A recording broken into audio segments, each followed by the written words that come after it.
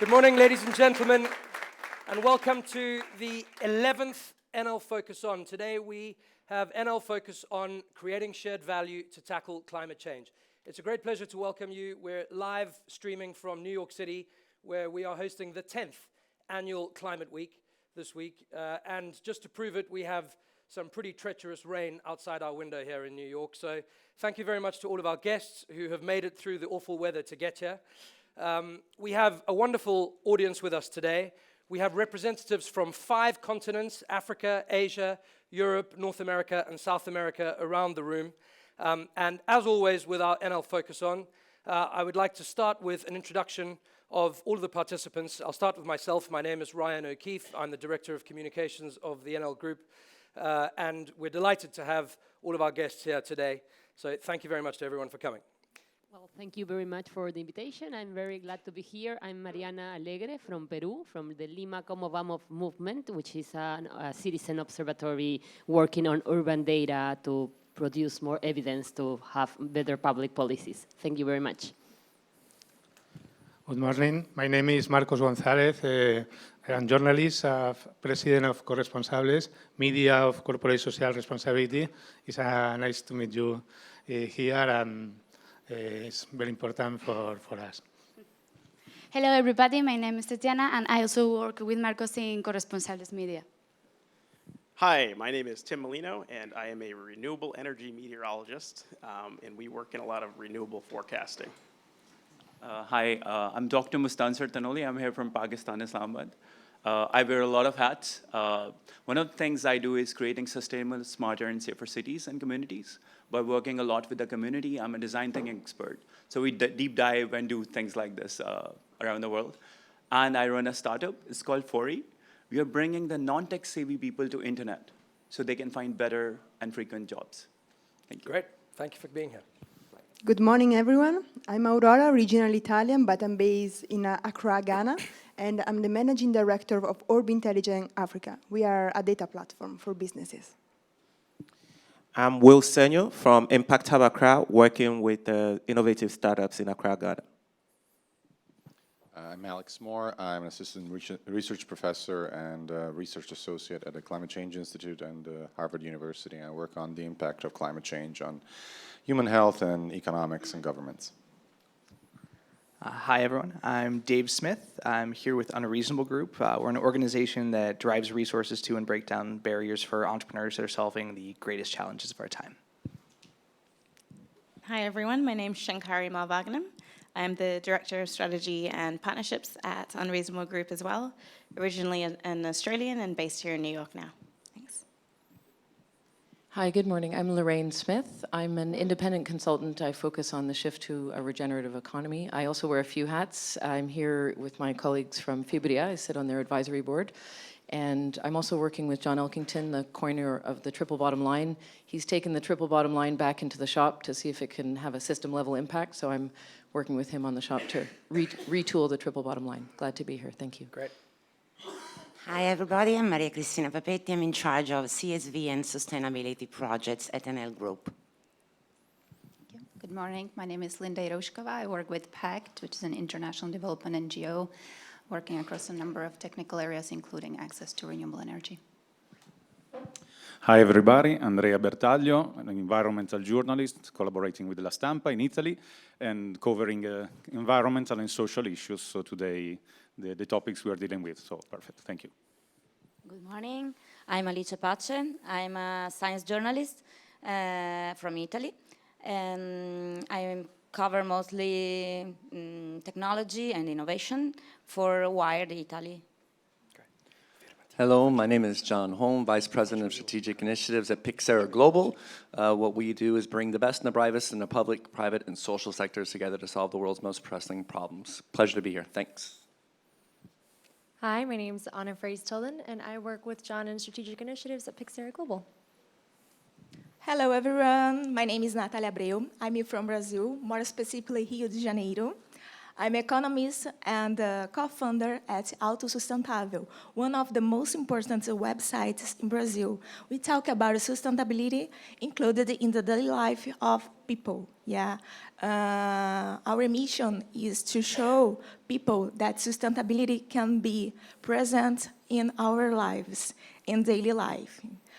We talk about different fields. We talk about healthy, about food, about innovation, technology, and also environment. Yeah, thank you. Good, thanks very much. So I would just like to add that we also have, apart from Maria Cristina, we have a number of people from Enel here, Roberto De Ambrogio, and I'll talk more about him later. Isabella Panizza, who is our... Isabella Panizza, who's our Global Head of Digital Communications. Hi. And we have our special guests, Professor Mark Kramer, who is the founding father of the concept of creating shared value.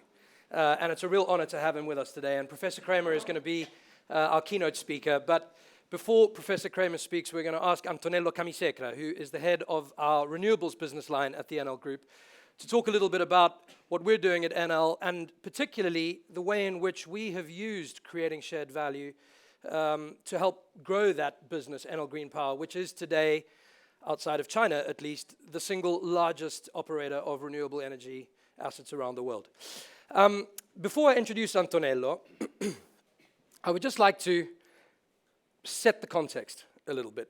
We're here to talk about what I think we can all agree is the single biggest challenge facing mankind today, which is climate change.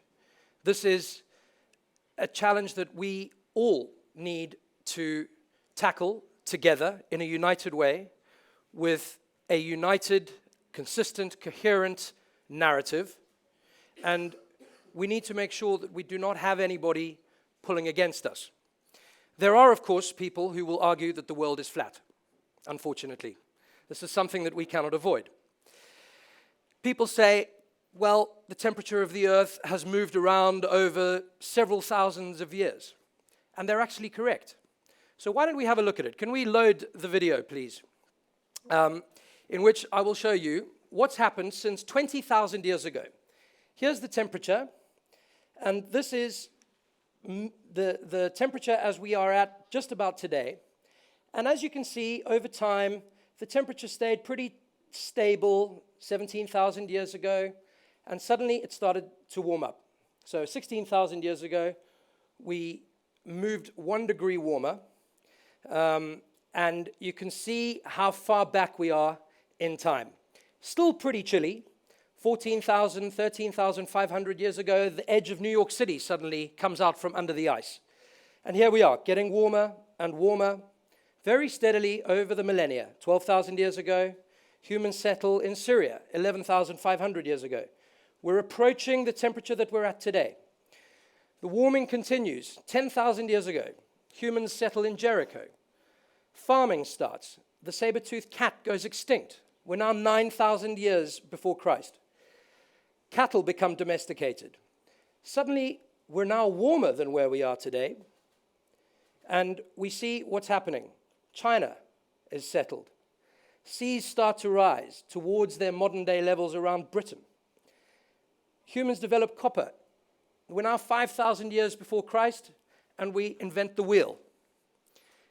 Permanent settlements in the Fertile Crescent.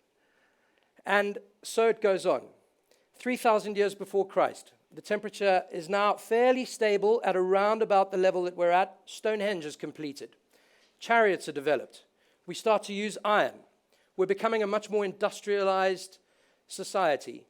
And we're now just about at the birth of Jesus Christ, the Roman Empire, Pompeii. And here's the temperature. We're still pretty stable.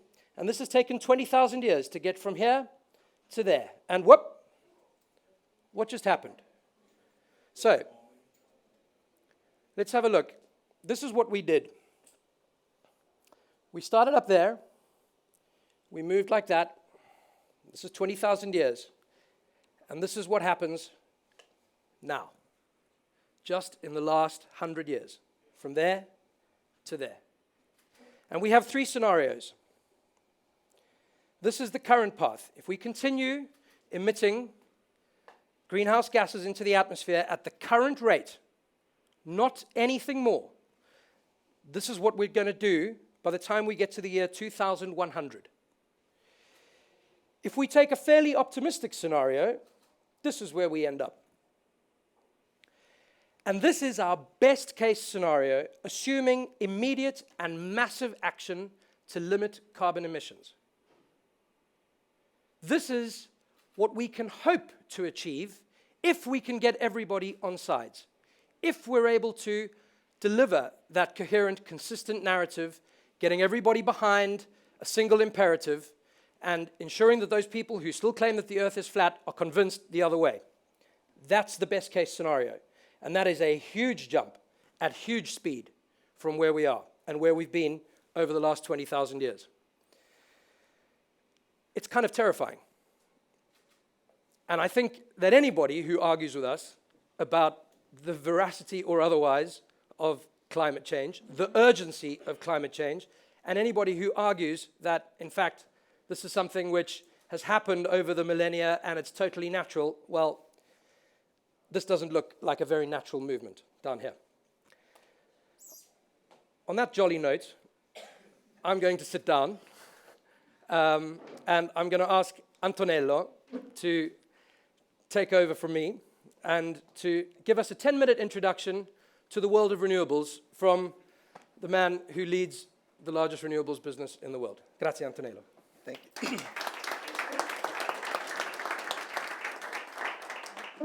So thank you very much. I feel very, let's say, emotion to be between you and the, let's say, founder of the theory that we are trying to apply every day in our business life.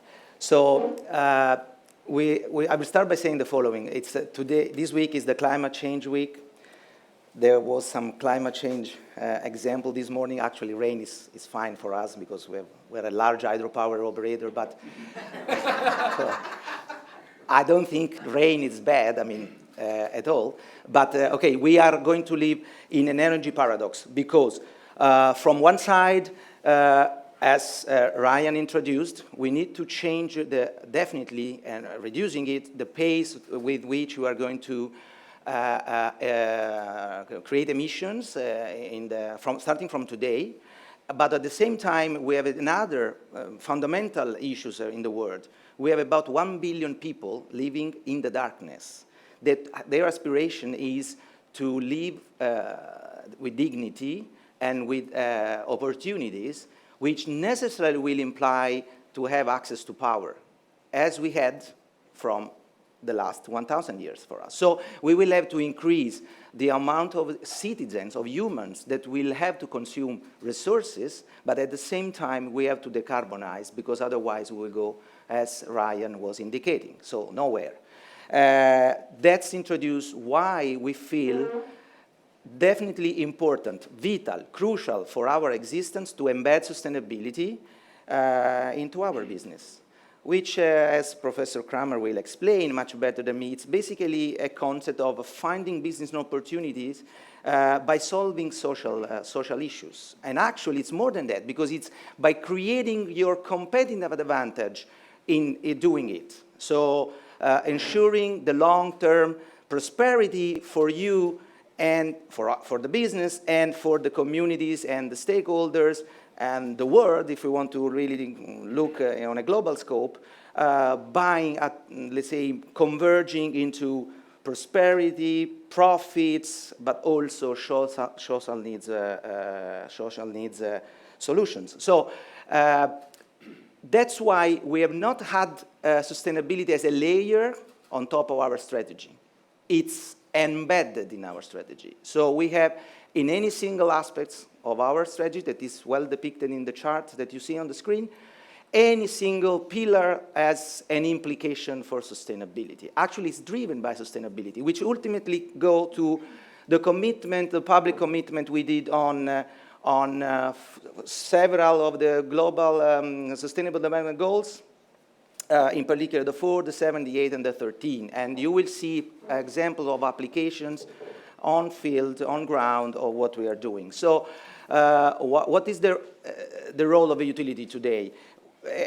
Likewise, global change, global warming, we are experiencing an unprecedented transformation in the energy sector. Energy transformation happened across the humankind history, but what we are experimenting today, it's at a pace, at a rhythm that is unprecedented.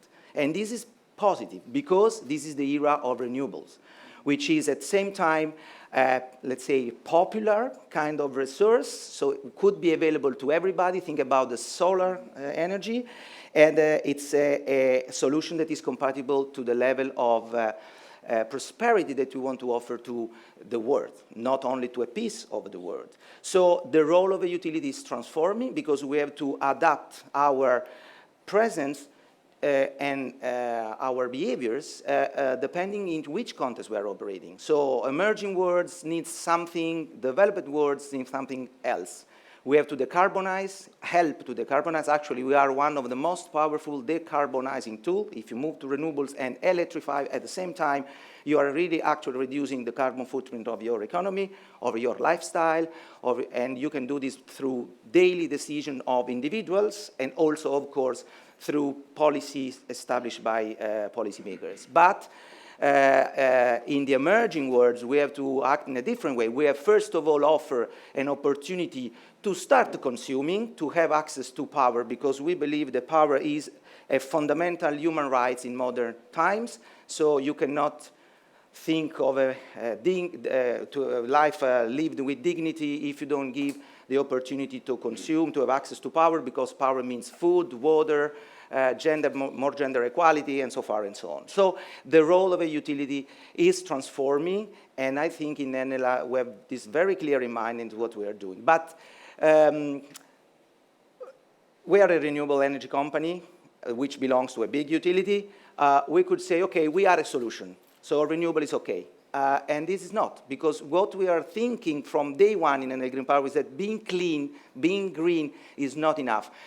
We want to go more farther down the road and being sustainable in any things we do, because we are absolutely conscious that in our daily life, our business has a footprint actually that can be positive or negative, depending by how we want to address it. So that's why we have embedded a deep analysis of our footprint across the entire value chain of Enel Green Power. So basically, what is our value chain? Business development, engineering and construction, when we actually build up a plant, and then the operation and the maintenance for the entire plant life.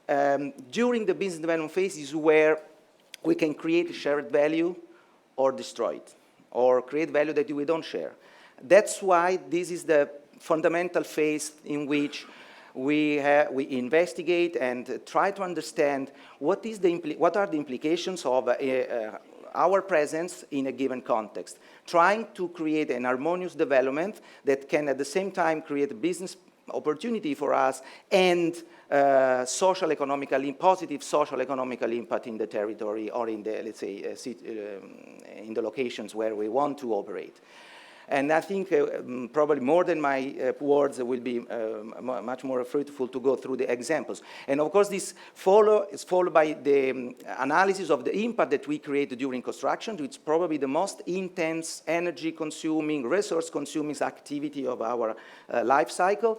And then, of course, there is the long period, more than 20 years, 50 years, or 100 years in the case of the hydropower stations, where we have to live in harmony with the environment and the populations and, let's say, the stakeholders that are around us, who actually are hosting us.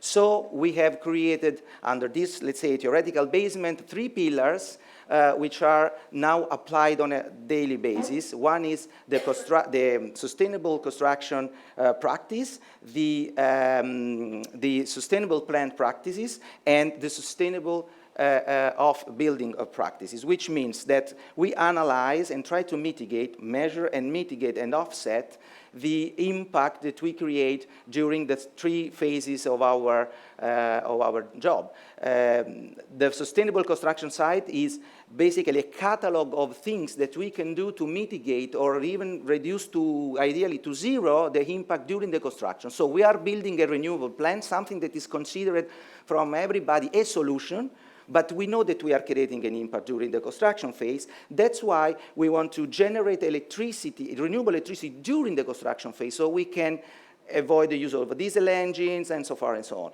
We try to mitigate the impact on the soil consumptions, on the water consumption, and of course job creation, education, capacity building, etc. Now there is the catalog.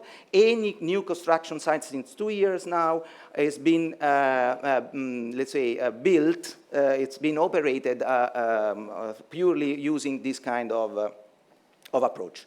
But of course, we don't stop at the construction, because once a plant is in operation, it has an impact for 20 years or more. And so we have, with a bottom-up approach, we have first started to see what are the best practices that we have already in place in Enel Green Power.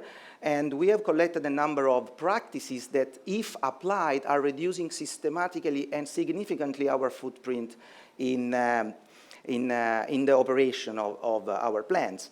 These go from water management to waste management to creation of jobs around the main business to help local community to prosper around the plant. And we are starting applying this on a global scale, so for the thousands of plants that we have all around the world. But because we don't want to be too much self-referential, now we are opening to competitors and suppliers to see if they are doing something better than us, and we want to copy them. If they're better than us, we will just copy them. Okay? So, and then buildings. Well, it's copying better than you. I think it's, I mean, well, I have done all my life in the school, so I think I know what I'm saying. So, but we want to be sustainable also in the buildings where we live.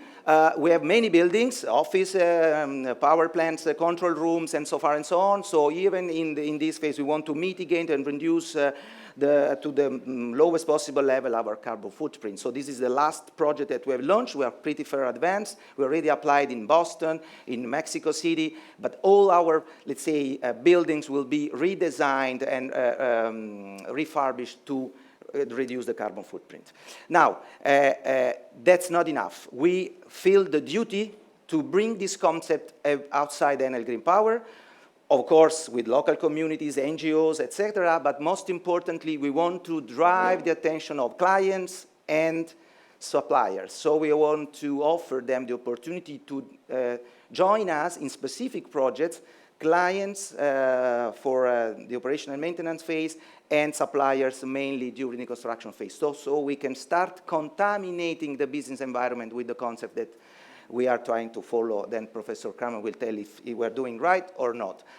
Stories, and tell me when I'm finishes my time. I don't want to.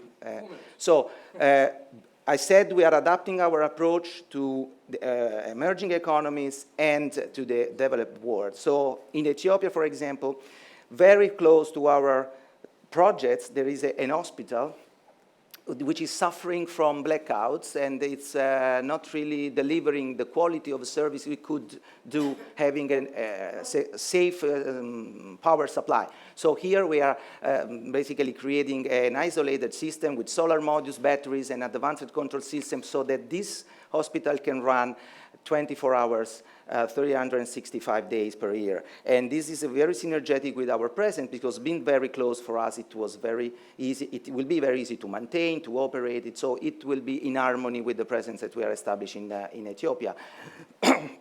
Similarly, in South Africa, we're installing solar lanterns because darkness was one of the issues that we understood through the interviews we did on the ground, so the women can have more time to work, students to study, and so there are very important benefits for the family lives. Going very quickly, I can tell you something about Brazil, where we are training people to be able to start up new small enterprises in the field of electricity, but not only. In Cerro Pabellón, we have this is a fantastic geothermal power plant at 4,000 meters in the Andes.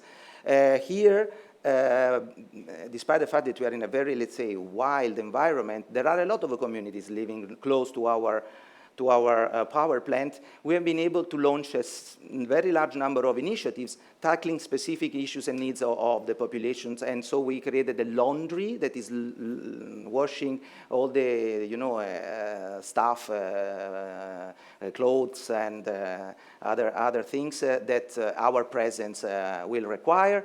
And so now there is a new this is just an example of this. It's an enterprise that was formed by a few ladies that is going very well, because after serving us, they are now selling this service to other communities that lives around the thermal plant.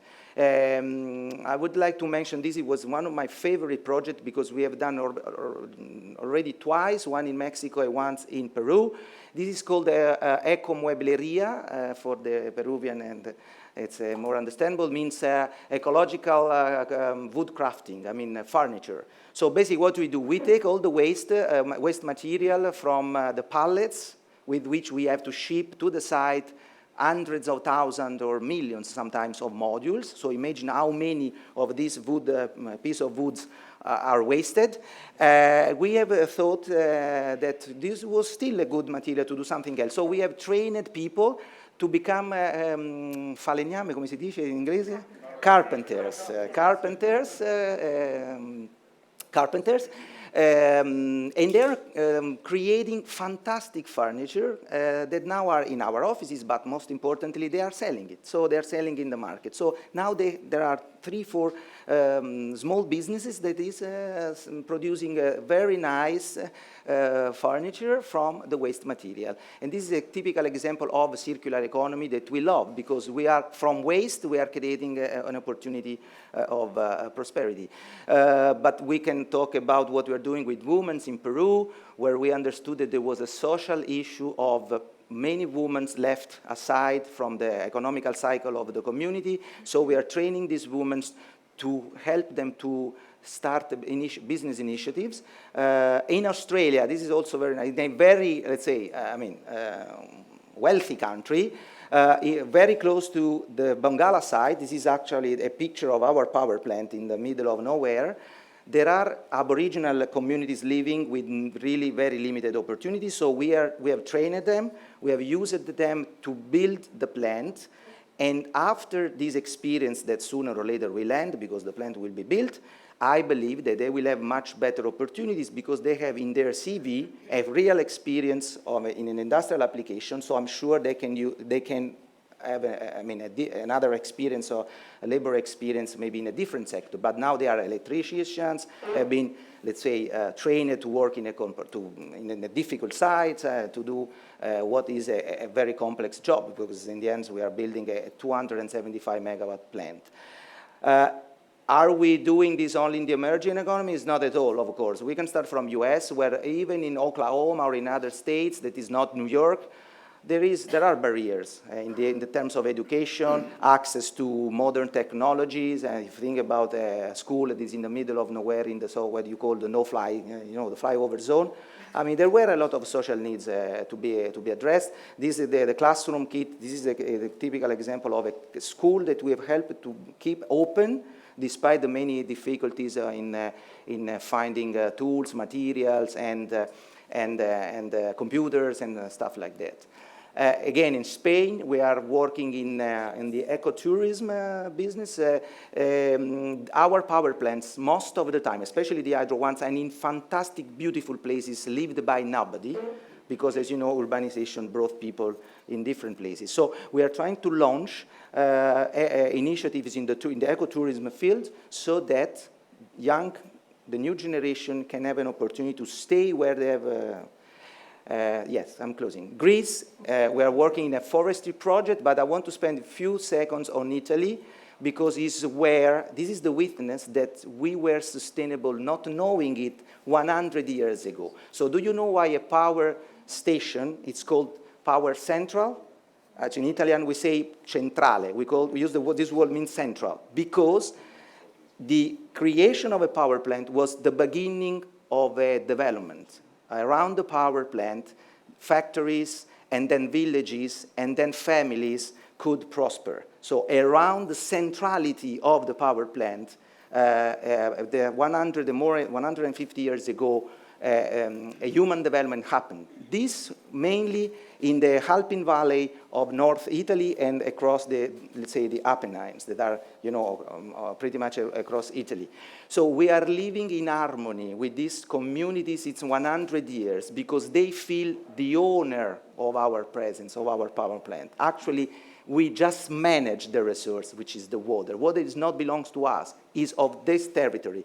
So all the things we have done, not knowing that we are creating shared value, I think we didn't know, it's the witness that only doing and acting in this way, you can really create prosperity for the long term.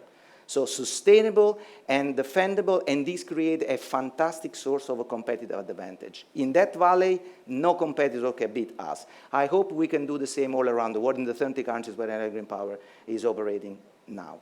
Thank you very much.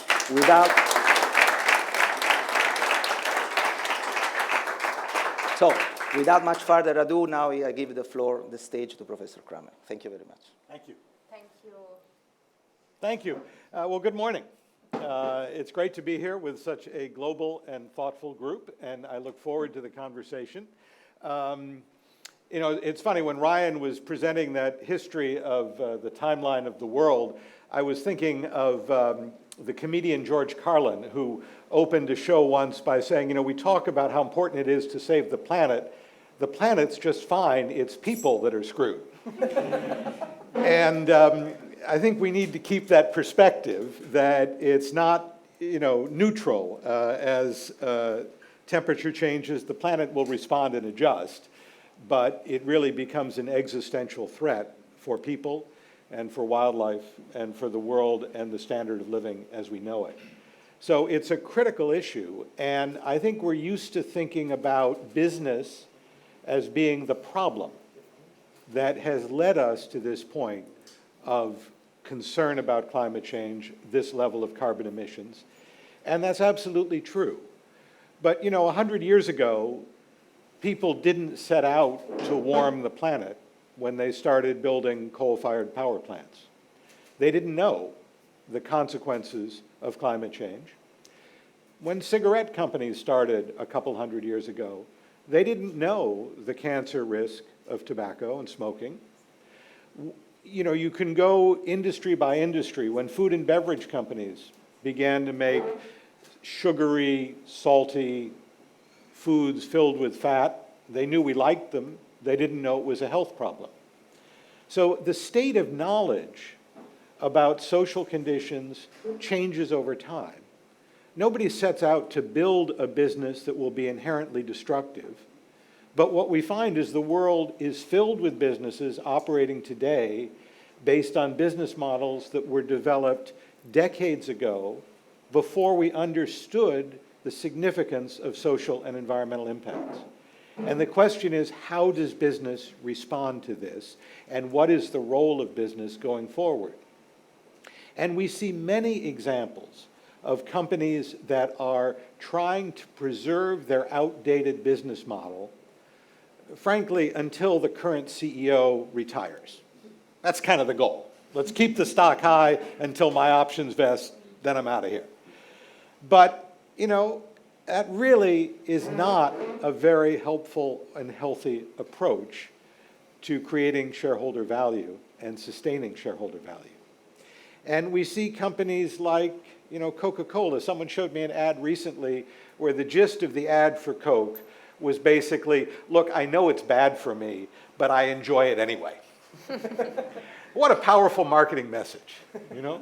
And we see utility companies in the US that are lobbying very hard to impose monthly surcharges on people who put solar panels on their roof to discourage them from doing so because it's undermining the utilities' profit.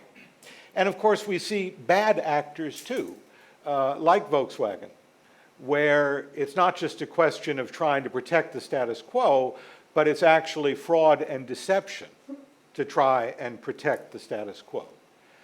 We think these are fundamentally bad business models. And we think that there are much better business models in actually making money by solving social problems. You know, we're here this week in the midst of the UN General Assembly, and politicians from all over the world are here. And one of the differences between politics and business is that politicians can pretend that something is real and get away with it if it sounds good to people. Businesses have to deal with reality. They can't just imagine solutions or ideas that please people. They have to find things that work. And that requirement to actually live in reality is one of the powerful dimensions, I believe, that helps business be a factor, if it chooses, in promoting social good and reducing climate change. There are two other factors why I think business is so important, and then I want to step back and talk a little more broadly about this idea of creating shared value. But I think business is important not just because it deals with reality, but it is also the source of innovation. It takes tremendous resources, talent, investment to innovate and to create new solutions to social problems. Those don't come from government. Those don't come from the social sector. They come from business. And what drives them is the profit motive. And we often think that profit may be a bad thing. Somehow it's taking away from people. But the reality is, I believe, that profit is the most powerful driver of innovation and progress, and above all, scale. Because when you have a business model that solves a social problem profitably, you have access to as much capital as you need to grow and scale that enterprise. And it is sustainable going forward. It doesn't have to raise tax revenue. It doesn't have to depend on charitable dollars. And so this idea of creating shared value says that companies can be not just the problem, but actually the solution. They can be the engines of social progress that can help us solve the problems we face today. And I think it's no accident that investors are beginning to see that companies with solutions, sustainable solutions that address issues of climate change are a tremendous investment opportunity. There's an investment firm called Generation Investment Management, and it was founded by a Goldman Sachs partner, David Blood, and the former Vice President of the United States, Al Gore. For some reason, they didn't call it Blood and Gore, but called it Generation instead. And it has been the top investment performing firm of the last decade. And its whole ethos is to invest in companies that will drive progress toward a sustainable planet. And they have found opportunities that other investors miss by really focusing on the economic opportunities buried in the solutions to climate change. And there are many other examples, both on the investment side and the corporate side, of innovation and profit that can lead the world toward a more sustainable planet. And again, it's not to excuse bad actors like Volkswagen. The idea of creating shared value is not to greenwash or defend companies that are not on board with this strategy. But it's to say we all too often think of companies as the culprit, the enemy, and that prevents us from engaging with them in what we think is the most constructive and powerful way. So you're very kind to say that I'm the father of creating shared value. I am at best a co-father with Professor Michael Porter, whose reputation far exceeds mine from Harvard Business School. And Michael's expertise, of course, is in competitive strategy. And really what many people miss is the fact that this concept of creating shared value is really anchored in the idea of competitive strategy and competitive advantage. How can companies beat out their competitors and win by creating shared value. And so let me spend just a few minutes talking about how we came up with this idea, and then I look forward to opening this up to conversation. So we first started thinking, how do companies engage with society? And the most common way, and historically the way companies have thought about it, is in terms of philanthropy, in terms of giving back some of their profits to society. And that's important, and companies need to do that to be good citizens, but that has very limited power. In the United States, less than 1% of corporate profits go to charity. It's a really small percentage of the impact of companies. The second, over the last few decades, is around the idea of corporate social responsibility. But really, when you look at examples of corporate social responsibility, it's mostly about mitigating harm. How do we reduce the negative impacts, unfair labor practices, environmental pollution, et cetera, that companies create? And again, that's important. Companies need to do that, but that's not a source of competitive advantage. That's sort of table stakes. Every company is being expected to be a responsible corporation today, and sooner or later, the pressure forces them to get on board. So the idea of shared value is really a third way of companies engaging with society, which is to say, as Ryan said, finding the business opportunities in solving social problems. And again, it becomes a source of competitive advantage, and it becomes a spur to innovation. And Enel is perhaps one of the most powerful innovators I know on issues of sustainability. And it's no accident that when Enel restructured a number of years ago, when Francesco Starace became CEO, they combined innovation with sustainability. There's a single department at Enel that is sustainability and innovation. And I don't know any other company that does this. But what they said is, we need to innovate to survive, and sustainability is the driver of innovation, because the only way we're going to stay in business and solve climate change is by innovating. And so putting these two concepts together is what has pushed us to the forefront of innovation in the field. And so much of the work about business and society has emphasized the friction between business and society, the idea of sort of a zero-sum game, that if business makes more money, society loses. And if society gets better off, business must make less money. And the shared value concept really rejects that idea, because it says, look, business and society are inextricably linked. You can't have a successful business in a failing society. And for businesses to succeed, they depend on having a healthy and educated workforce, sustainable natural resources, affordable housing. All of these social issues are necessary for companies to succeed. And conversely, that business has a powerful role to play in solving social problems. Again, because it has the incentive to take risk because of profit, it has the ability to scale and sustain solutions, and to promote ever in greater efficiency in the use of its resources. And when you look at the resources that are available to solve social problems, we think about the nonprofit sector. And in the US, that's $1 trillion economy, and that's important. But it's really quite small. And we think of government as the big player in solving social problems. But again, in the US, that's about a $3 trillion budget annually. It's the private sector revenues of $23 trillion where the scale of resources are available.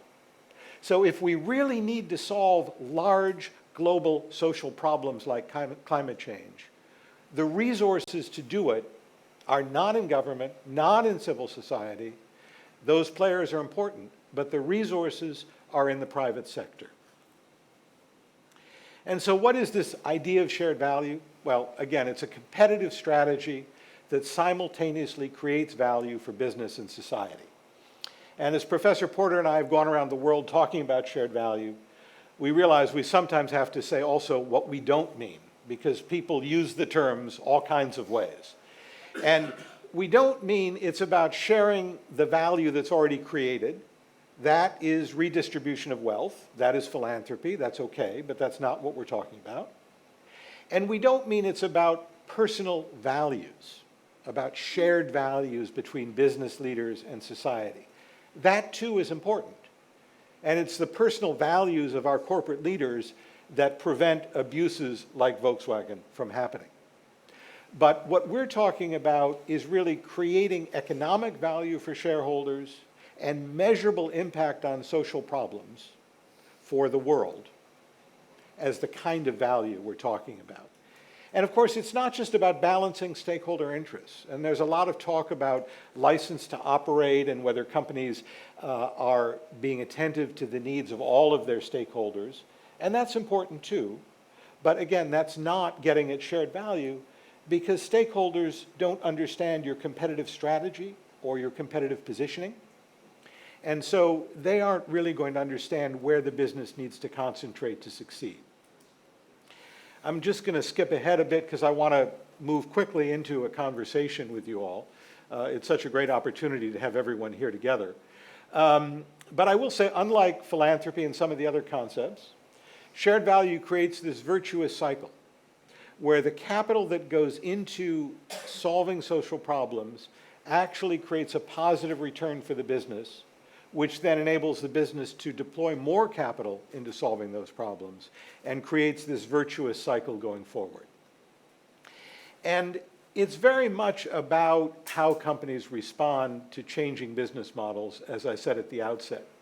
And we see companies succeeding in different industries by finding innovations that create shared value and give them a competitive advantage.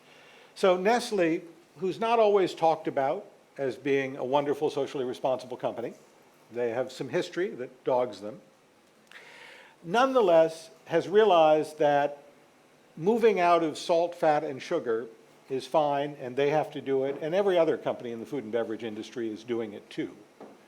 But the opportunity they've found is to say, you know, there are nutritional supplements that actually have health outcomes for specific diseases. There's a nutritional supplement that reduces post-surgical infection by 50%. There's another one that reduces epilepsy attacks. Another one that reduces drug-resistant depression. So they actually have 30 clinical trials running at Nestle to basically create a new industry that's in between food and pharmaceuticals of nutritional products that have health outcomes that insurance company and healthcare providers will pay for and reimburse. And instead of just fighting like Coke to say, you know, we know it's bad for you, but have it anyway, they have taken the opportunity that we now understand the connection between food and health to move into a new and more profitable business model where they will have a tremendous competitive advantage by delivering food products with clinical benefits. Another example we often talk about is Discovery Life and Health Insurance. This is a health insurance company out of South Africa that realized, you know, when we developed the concept of life insurance 250 years ago, nobody knew that the behavioral choices you make have a tremendous impact on your life expectancy. Whether you smoke, whether you drink, whether you exercise, other choices like this. So they said, what if we could create a set of behavioral economic incentives, rewards for people for engaging in healthier behavior? Wouldn't we be a more profitable life insurance company? And so they set about designing a set of rewards. So if you're a Discovery member and you go to a gym, they'll pay your health club membership, but only if you go at least twice a week. If you stop going, they stop paying. And when you go to the grocery store and you check out, you swipe a card and your bank account gets automatically reimbursed for 25% of what you spent on fresh fruit and vegetables, but only fresh fruit and vegetables. And what they have found is through this very clever set of incentives, their population has a 10-year longer life expectancy. And so they are a more profitable life insurance company because they are making their members healthier. And that is their competitive advantage. And Enel, of course, is another great example of finding competitive advantage in addressing issues of climate change. And of course, what the challenge with climate change is is that it is such a complex system we are trying to address. You know, it's great to go out and buy a Tesla, but the climate impact depends on where your electricity comes from. And it's great to shift to renewables, but sun and wind are unreliable. They're not continuous. And we don't have the storage capacity to sustain power for something of the scale of a city. And so what Enel has led the way in developing is this idea of vehicle-to-grid technology, where they've said, when I plug my Tesla in, I can charge the battery, but I also have software that lets the grid access some of the power stored in my car battery. And with enough electric cars, we can balance the grid for a major city like Rome. Instead of having to develop incredibly expensive, costly, huge batteries that can store all the electricity we need, we can decentralize and enable people to access people's car batteries to store the electricity we need. And it turns out that balancing the grid is very expensive at the margin. You have to turning on an extra power plant or not, so on. So if we can access your electric car battery, it actually saves us a couple $1,000s a year per car. So now we can begin to subsidize your purchase or lease of an electric car. And now Enel is in a whole new business, trying to create the system that actually enables a move to 100% renewable energy.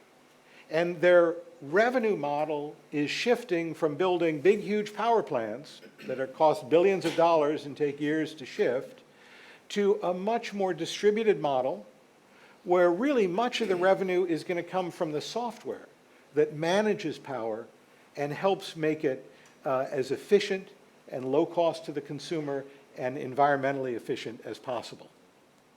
So I'll just quickly skip through, because I'm almost out of time, and say when we talk about shared value, we talk about it at 3 levels: around new products and markets, around redefining productivity in the value chain, and around strengthening the cluster or the industry in which you're operating. And of course, the example of Enel and what they're doing with vehicle-to-grid technology and putting in place this entire new system of transportation and electricity generation is very much at that cluster level. And you know, as we talk to companies around the world, and I'm teaching a course now at Harvard Business School to MBAs on creating shared value, and it is sometimes a very difficult concept to get executives to accept, because we are so used to thinking that social problems are not the realm of business. That's what government and civil society deals with. And business just focuses on making money. And the connection that businesses can make more money by solving social problems is actually really hard for people to wrap their mind around. I think a second challenge is seeing beyond conventional boundaries. You know, this is how a utility operates. It builds power plants, it has transmission lines, et cetera. To say we're going to be in the e-mobility business is a huge out-of-the-box shift that not a lot of utility executives are willing to take, that not a lot of shareholders are willing to get behind and understand. I think the whole idea of measurement and reporting has become a challenge. We really know how to report financial profits. We do not know how to report social impacts in an equally rigorous and consistent way, and we see a lot of companies struggling with that. And lastly, this takes partnerships outside the company. It takes partnerships working with NGOs and with government, but it also takes partnerships sometimes with working with competitors in your industry if you're really going to change the industry. And it is kind of goes against the DNA of a lot of corporations to actually partner with others, to engage in a process that they're not in control of, and to trust government and civil society as partners. And so Porter and I believe that not all profit is equal. There are companies like Volkswagen and Coca-Cola that can continue to make money for a while by ignoring the social problems that they create. But ultimately, that is self-defeating. And we believe that bringing social issues and the opportunities to solve our greatest societal problems like climate change into corporate strategy is the next frontier of competitive strategy. And so I will stop there, but it's a pleasure to be with you, and I look forward to our conversation. Thank you. Great, thank you. Thanks very much, Professor. So, as those of you who've been to an Enel Focus On meeting before, you know that this is where the magic starts. It's the debate, the idea exchange, the challenges, not just for Antonello and for Professor Kramer, but for all of us around the room. And so I'd like to open it up and ask who's going to start and ask the first question or make a statement, pose a challenge to the people around the floor. Can we get the microphones, please? Thanks. Thank you. Yeah, great discussion, and really appreciate the comments all around. I want to hone in on the measurement and reporting piece, actually, if I can, because I completely agree that's a place a lot of companies stumble. Sorry, is your microphone on? I suspect they've given you a microphone that's not on, which is not enormously helpful. But otherwise, another microphone. Because otherwise, sorry, it's difficult for the people in streaming to follow us. Is it live? There we go. There we go. So to recap, thank you. Really helpful comments. And I'd like to hone in on the measurement and reporting piece, because I agree that the ability to accurately reflect, let's call them non-financial impacts, for lack of a better term, is a puzzle. And at the same time, I guess there's a mindset piece in there, because that presumes we need to accurately reflect non-financial values. And yet we know, well-being, which is really tied to wealth in many ways, is a difficult to quantify concept. So I'd like to hear your thoughts on how important is it that we get to a comparable, accurate, sort of granular level on the everything of shared value versus accepting and embracing a complex, ever-dynamic, evolving notion that maybe not only doesn't need to be measured and compared, but would be better off not being so. And I'm also kind of perhaps proposing an answer, but it's something I struggle with quite a bit, so curious your thoughts. I mean, certainly, shared value is a concept, and it's a mindset. And for companies and leaders like the leaders of Enel, it's an attitude, and that doesn't get measured. But the social impacts, I do believe, need to be rigorously measured. And, I brought up shareholders a number of times, because ultimately companies are accountable to them, and unless we get shareholders on board, companies are not going to shift. And in order for investors to be able to make smart decisions about finding and investing in shared value companies, they need to have good access to metrics about the social impacts of those companies. Now, one of the challenges is that the existing measurement systems, triple bottom line, and John Elkington was, of course, a tremendous leader in that, the Global Reporting Initiative, so on, were created from the perspective of, again, reducing the harm that business causes and looking at every impact companies have and holding them accountable for that. And that's good from a social perspective. From a business perspective, many of those impacts are not actually material to the economic success of the company. And as you well know, Sustainability Accounting Standards Board, a group formed in the last few years, has tried to identify within GRI and these other metrics for each industry what are the material social factors. It doesn't mean that companies aren't responsible for doing well on all of them, but it means that reporting out their progress on the material ones actually helps shareholders identify where those matter. And I would say we need to go even further with shared value to say it's not just all the material ones, but which are the ones that are really strategic and create a competitive advantage for our company. And so it's moving from measuring many, many different social impacts to saying what are the one or two or three that really matter to the success of our company. And that clarity enables us to be much more powerful in driving change on those ones where they're really material, and also helps us show shareholders why the social impact we're achieving matters to their economic return.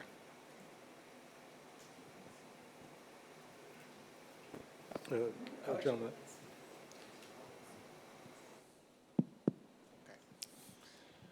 Thank you. On the heels of that question, we measure shared value. We measure the social impact of a lot of things, and outside of the business community, we call them co-benefits. That's this new word I detest. That's used in public health and global health, and now what we call planetary health, which is an initiative started at Harvard that I belong to. So we do measure the impact of business and other, we just use different words for it, and how effective we are at measuring them, well, that's a whole other problem, and reviewer 1, 2, and 3 have completely opposite ideas about that, but it does exist. And the share value, the co-benefit in this case, is survival. I mean, I think it's really important to bring this idea, to make this point again. I think I made it the last time too, that if we don't involve business in the solution, we're not going to have a solution. Last night I was having a conversation with General Wesley Clark, who works on climate change. He speaks on climate change very often, and one thing that I was surprised he brought up, it's a metaphor I often use, and when I discuss climate change and its impact and what the solution will involve, he said this requires a Manhattan Project. It requires a World War II scale effort of everybody putting this on the front of their mind all the time. Everybody has to have it in the front of their mind all the time, or what Ryan showed is going to happen. And then, you know, again, the shared value is survival.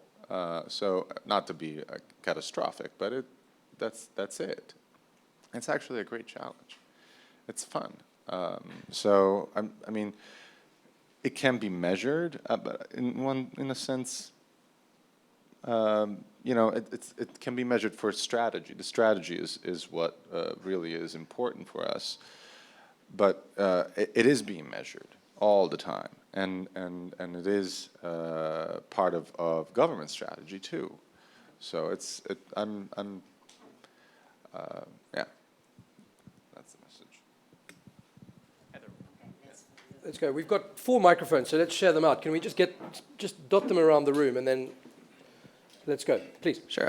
First of all, thank you for those comments as well. I think what we're seeing at Unreasonable through the entrepreneurial lens, and businesses that are truly operating from a shared value premise already, who are operating because these problems exist, like using entrepreneurialism to solve these problems in general, that the impact measurement side of things can be tied directly to business metrics, and that if we're doing this in an effective way, then the metrics that we're already using to measure things are the metrics that are our revenue, our customer growth, or things like that, and that businesses that are truly operating from a shared value mindset are doing that already.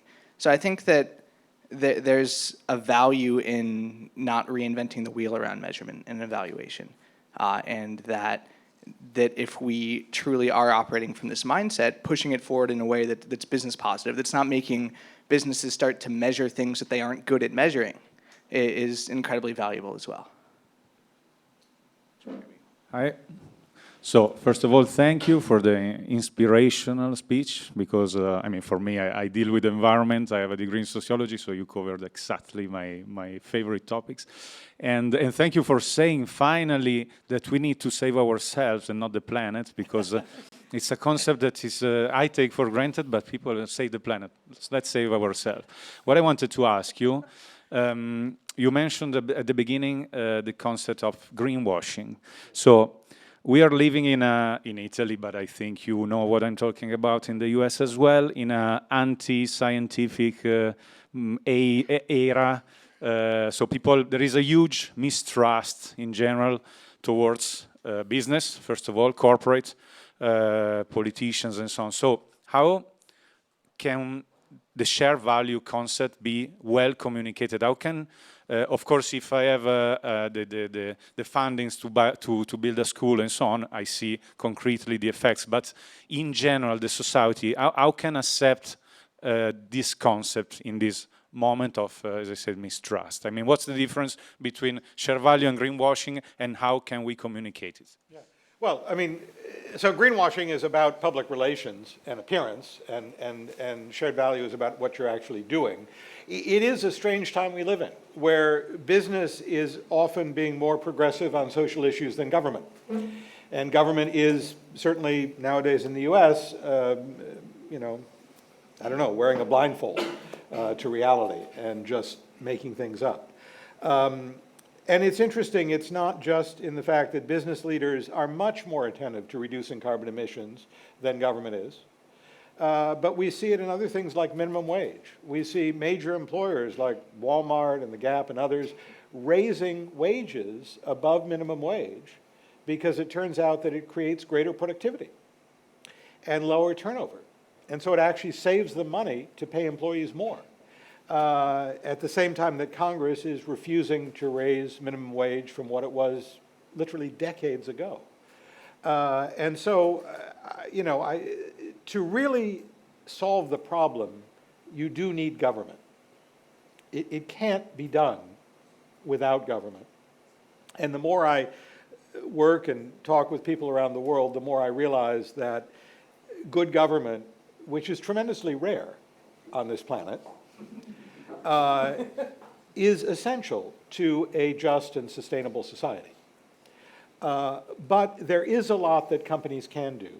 And when government absolves itself of the responsibility to act, companies can make an awful lot of progress, again, when they understand that it's in their economic interest to do so.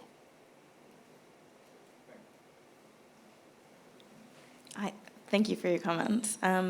So just to add a difference, so coming from a background in kind of finance and mergers and acquisitions, if the broader community are on board with the idea of shared value and the linkage between value creation and sustainability in the long term, how do we, and you touched on this, but if we're looking at obstacles like shareholder interest in the short term, defending against activist investors, and you're looking at a return on investment, which is to your stakeholders, which is now.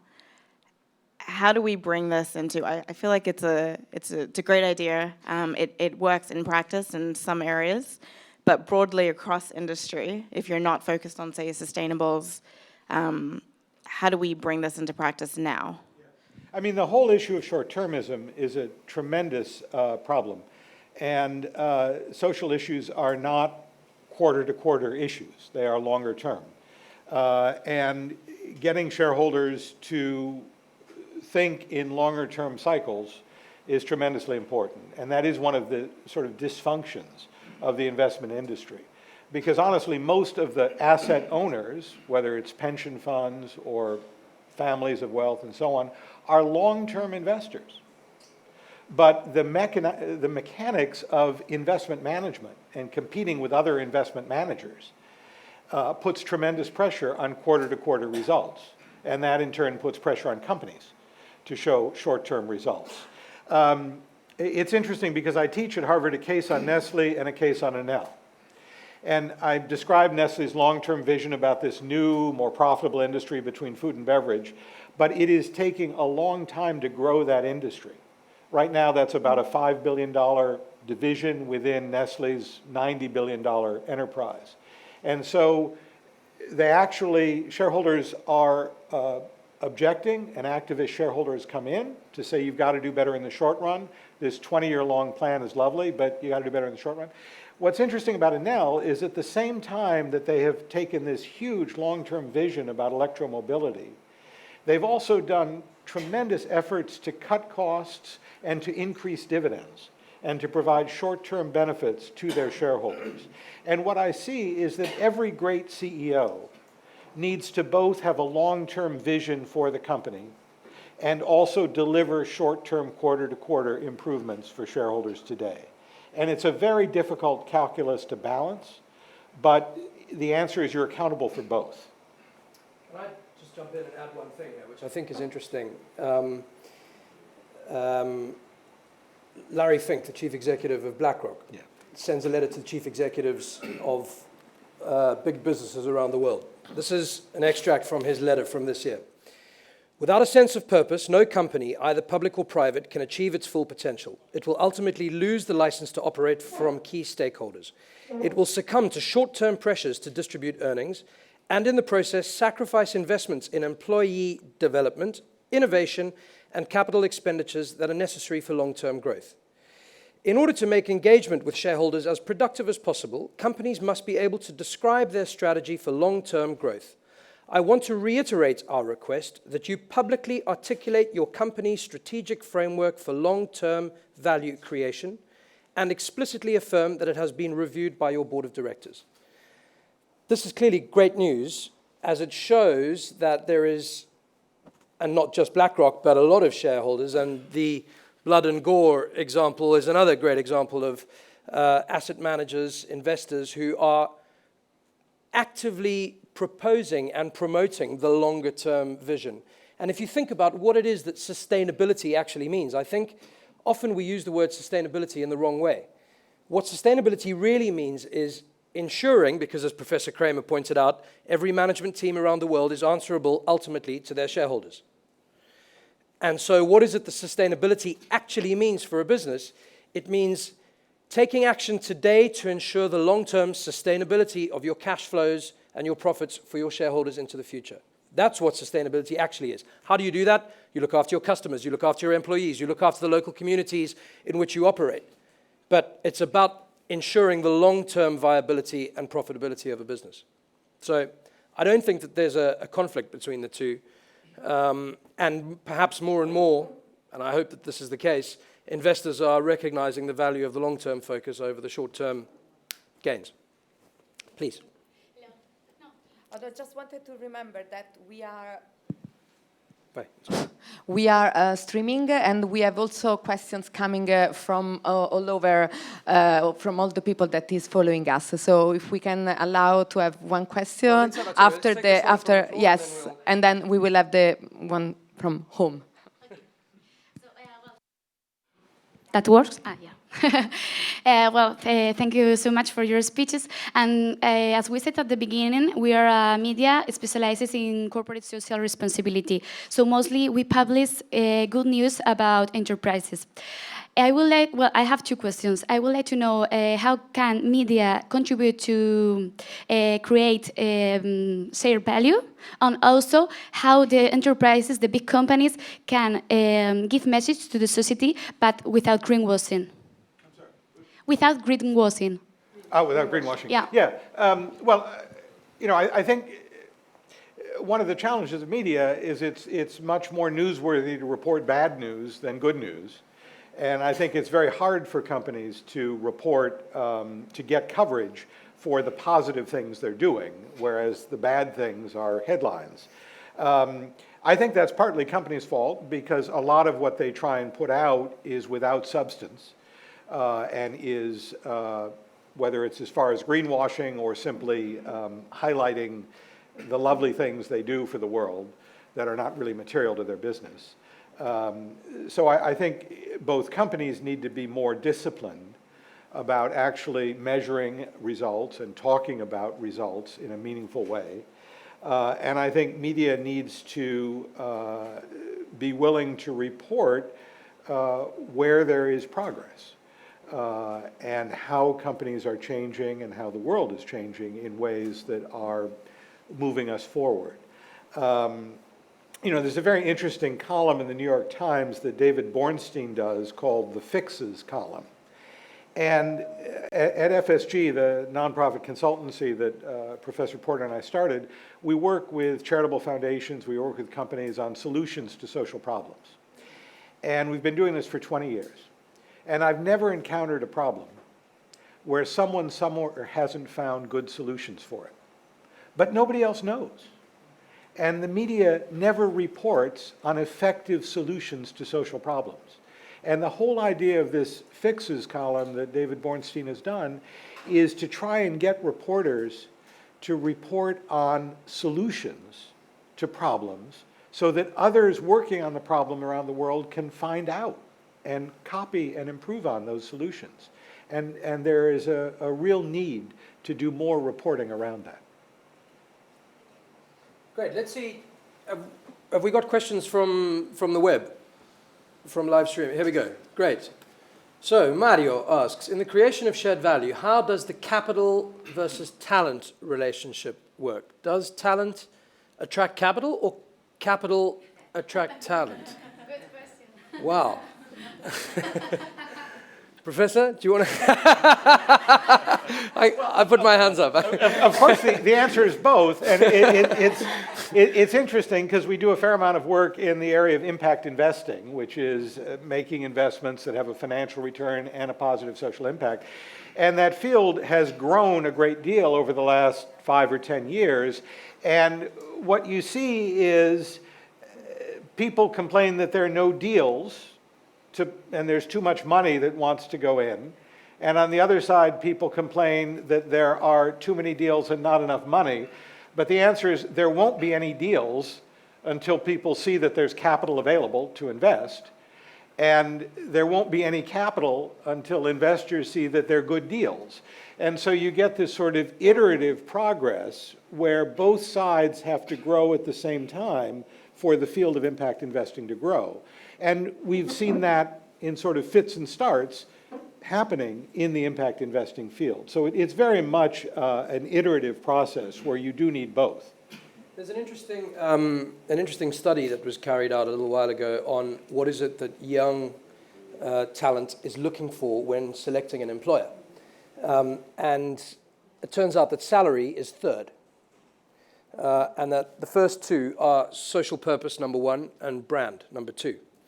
So it's an interesting idea that the concept of money perhaps is not top of the agenda for talent. And so perhaps if you were to go one way or the other on this, if I was forced, I would say perhaps talent attracts capital, because if you've got the right talent, then the investors are going to come. Is there another, sorry, before we come back to the floor, is there another, are there any other questions from, oh, here we go, we have another one from the web. Younger generations are the future, I agree. What is being done to explain the role of shared value in schools, and who should be the one to take the initiative? From Luca. So I'm very pleased that we're now in the third year of teaching creating shared value at the business school at Harvard. And we actually have a session for faculty from 150 business schools around the world coming up in December, where we will share with them our creating shared value curriculum and encourage them to bring this into their business schools as well. But it isn't just a question of business schools. It really is a broader question about how do we think about the role of business in society, and how do we shift from the idea that business is the problem and civil society is the solution, to the idea that we all actually need to work together toward common objectives. And I wish I had an answer for how to do that. And I hope all of you here and those of you joining us through the internet will help spread this thinking, because it has to get out there very widely to really empower people to follow this path. Great. I'm sure there are other questions coming from the web, but let's come back to the floor, because I know there's a lot of people itching to ask questions. We'll start here and we'll go this way. Okay, thank you. No, we're really struggling with the microphones. There we go. Okay, there we go. I want to pivot a little bit to partnership and innovation. You mentioned that shared value does not happen on a silo, right? It takes partnership and the ability to work across sectors to create wonderful partnerships. And one thing in our role that we're seeing with the companies that we work with, it's really hard. They're very good innovators many times, but it's very hard for them to think outside their wheelhouse, to start looking at social issues from a framework and say, okay, similar to supply chain, I need to outsource my supply chain work. How do I look at outsourcing my shared value creation on the impact side? What best practices have you seen from some of these companies trying to adapt? You know, Enel's great work that they've done, for example, in Romania, focusing on underserved communities with the Roma community is brilliant, but you guys were native. You were able to collaborate on your own. You had that DNA in you. How are you finding other companies develop that DNA if they don't have it, Mark? Yeah, it is a challenge for companies, as I said. I think it goes against their DNA often. We've done some work on what we call the ecosystem of shared value, which is very much about cross-sector partnerships for social change. And we've found that companies can be very powerful in leading these, but they don't control them. And they can be the initial motivator that gets people around the table from the different sectors.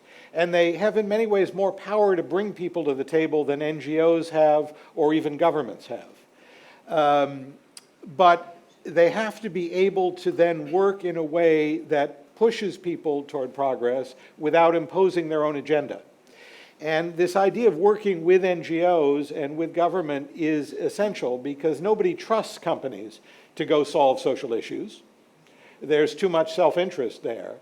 And so the credibility and legitimacy to actually work in this way only comes from these cross-sector partnerships. I would say it is the hardest of the three levels of shared value to get companies to embrace and understand, but in many ways it opens up the greatest opportunities. And I think that helping companies see the economic value of these cross-sector coalitions, and the fact that even if there are free riders, even if you're helping your competitors and other companies, you can benefit disproportionately by leading the effort, is the real challenge. But we've seen examples of that. We've seen Novo Nordisk, which sells insulin, work in China with the government, with universities to train 2 million healthcare providers on how to recognize and diagnose diabetes, which was not well treated in China. It is saving hundreds of millions of life years. And even though there are other suppliers of insulin, it's given Novo Nordisk a 65% market share because the relationships they've built, the reputation they've built, the leadership they've achieved, their understanding of the market from actually helping improve conditions for the treatment has given them a competitive advantage. But it's not the typical kind of competitive advantage, and getting companies to understand this is a challenge. Did we have a question over here? We'll come back to you, I promise. Don't worry. We will get to you. Ryan, was this woman waiting? Sorry, we'll sort of do that. Okay. Yeah, Professor Kramer, it's interesting you bring up the issue of impact investing. And the emerging market, developing economy perspective can be very interesting when you talk about that. The way capital flows has a direct impact on some of these shared value principles. So in Ghana and parts of Africa, what we are seeing is that the barrier to access to capital is getting higher because of some of these principles. So you have a tension developing where we say that, okay, Wall Street has had a field day for decades, held by no accountability, no standards whatsoever. All of a sudden, capital has managed to grow on this side of the world. And now that it needs to go around, there's these high barriers to accessing that kind of capital because of all these new ideas about climate change and all of that. That tension, have you encountered it anywhere? And do you have any real thoughts on how to balance that in emerging markets? So if you're an innovator in Africa right now starting, the kinds of things you have to take into account was not the same maybe a decade ago in New York. So there's an emerging tension in that sense. Have you encountered that, and what are your thoughts on that? Yeah. Well, I mean, I think so much of the world's future is in Africa, in terms of the population, in terms of agriculture, in terms of future economic growth. And, you know, I think Ghana, of course, is the leading producer of cocoa. And we see companies that are purchasers of cocoa absolutely needing to improve the productivity and the yields for the smallhold cocoa farmers that are there. You know, the average age of cocoa farmers is 55. Kids don't want to go into farming because it is such a miserable livelihood, people are in such poverty, there will be no chocolate in the future unless we solve this problem of the productivity and the poverty of smallholder farmers in Ghana. Yeah, after electricity, right. But, you know, as we were just saying, it isn't the money alone. You need a whole cluster, an agricultural cluster that has the right agricultural inputs, that has the right training and support for farmers, that has fair pricing, that has, you know, the roads and the infrastructure to get products to port and get fertilizer to the farmer, and you need to be growing the right crops to be able to sell, and so on. And so, again, the capital is one piece of it, but it only really solves the problem when it's part of a larger effort that really touches on all the different dimensions that are necessary to create a lasting solution and a successful cluster. And I think that companies are recognizing the need to do that in Africa and other places in the world. And I think the capital piece will follow, but it's only one part. Antonello, you've got a lot of business activity in Africa. Yes, actually, I honestly agree 100% with Professor Kramer about the importance of capital in Africa. In our sector, the most difficult barrier to overcome is the availability of good projects, not capital. Capital in renewable energy in Africa is available in the form of grants, of subsidized financing, in the form of equity from local and international enterprises like Enel, for example. What we are really striving to find is good projects. So we go back to the talent. Chicken and Head's question about talents and capital. I think it's much more important to work on the, let's say, capacity building for young entrepreneurs in our sector, for example, young developers, to build up an ecosystem of small companies that can propose projects to people or, let's say, entities that want to invest in Africa, rather than to be worried of the raising barrier to being developing under a more complex of let's say, carbon neutrality or CSV or whatsoever. If you put brilliant mind at work, you will be overflooded of money to invest in Africa. Our problem is that we don't have projects. Let's go 1, 2, 3, and then we'll come. Oh, all right. I want to keep the focus on Wall Street, which I think is the elephant in the room. We're talking about all the actors involved in the process, and then we need to align in order to have like shared value benefiting everyone. So Jack Ma's priority for Alibaba are customers first, employees, and then shareholders. And he always often say that Wall Street doesn't like it and doesn't help him to grow the company with this perspective. So how can we equip Wall Street to understand better what are like the metrics that we should enforce to change this perspective and make them take in consideration the effect that the companies have on society? You know, we are trying to change the thinking. Fortune magazine publishes a list every year for about 4 or 5 years now of companies changing the world. Enel has been one of the ones on the list. We help them identify companies that are making money by having a positive social impact. We looked a year or so ago at the companies on the list, and over the previous 5 years, the world stock index had gone up about 9.7% a year. The companies on the list had gone up 12.7%. So, you know, getting good data about the better returns that come from shared value companies, from companies that do put their responsibility to employees and to the planet or people ahead. I think making that case is important. You know, there will always be short-term opportunities to make money that create no social value, and Wall Street's really good at that. It's not going to go away. But again, most of the capital on Wall Street is long-term. And if we can demonstrate, and you know, historically we've had lists of Dow Jones Sustainability Index and so on, and people have tried to invest in those. But just because you have positive social impact doesn't mean you're going to succeed as a company. you also have to look at the financial. And at the moment, we've had two separate worlds, the financial analysts and the social sustainability analysts. And what shared value says is you actually have to look at companies through both.